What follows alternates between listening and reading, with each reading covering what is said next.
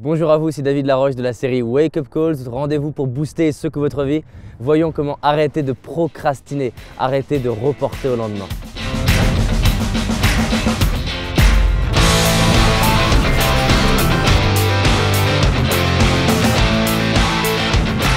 Alors j'imagine que vous avez déjà entendu parler du mot procrastination, cette idée de reporter au lendemain.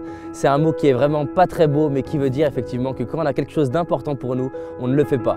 Pour moi, la procrastination, c'est finalement avoir un rêve par là-bas et tous les jours agir par là-bas.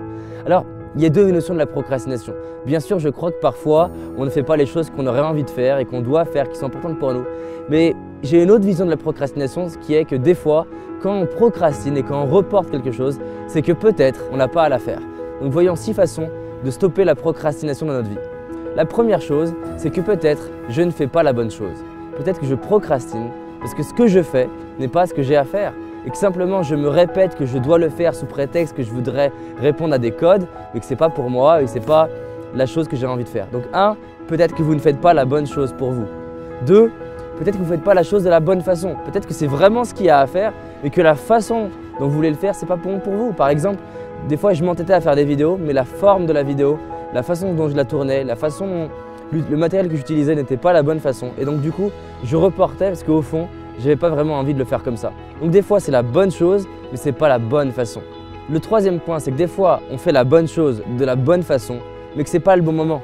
Des fois, on essaye de faire une action alors qu'on est fatigué, alors qu'on n'est pas avec les bonnes personnes ou alors que des fois, ce n'est pas le bon contexte. Donc peut-être que oui, c'est la bonne action que vous avez à faire, peut-être que oui, c'est la bonne façon, mais que ce n'est pas le bon moment. Et donc posez-vous la question, quand est-ce que ça serait le moment idéal pour mettre en place ce projet ou cette action?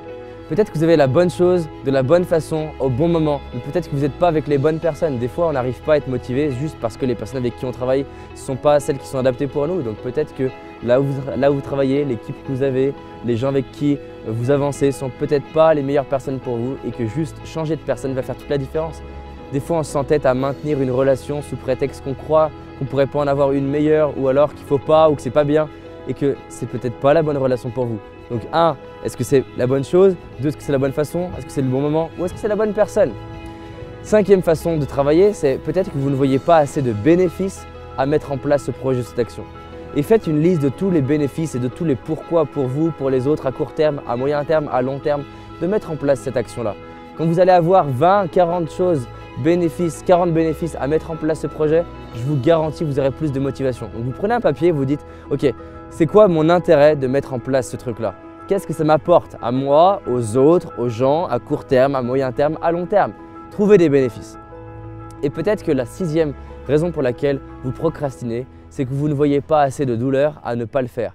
Par exemple, vous ne voyez pas le prix à payer qu'il y a de ne pas passer à l'action. Dans ce cas-là, vous faites une liste des conséquences douloureuses, désagréables à ne pas bouger, à ne pas faire votre comptabilité, à ne pas finir ce dossier à temps, à ne pas dire telle chose à une personne à qui vous voulez le dire. Et vous voyez en quoi ne pas le faire va engendrer plus d'inconvénients que d'avantages. Et c'est simple, donc je vais renforcer le plaisir en voyant en quoi c'est génial de mettre en place cette action et je vais renforcer la douleur en voyant en quoi c'est finalement un problème pour moi de ne pas le faire. Voilà comment j'aborderai la procrastination. Mais encore une fois, des fois quand on procrastine, c'est que c'est peut-être pas ce qu'on a à faire. Et c'est juste ça. Donc 1, est-ce que vous faites la bonne chose? 2, est-ce que vous la faites de la bonne façon? 3, est-ce que c'est le bon moment de le faire? 4, est-ce que c'est avec les bonnes personnes?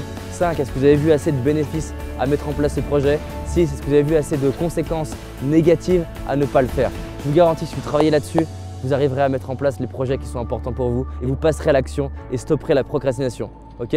Donc merci à vous de votre confiance et voilà, c'est grâce à vous et avec vous que je fais ces vidéos et merci encore une fois, on avance ensemble.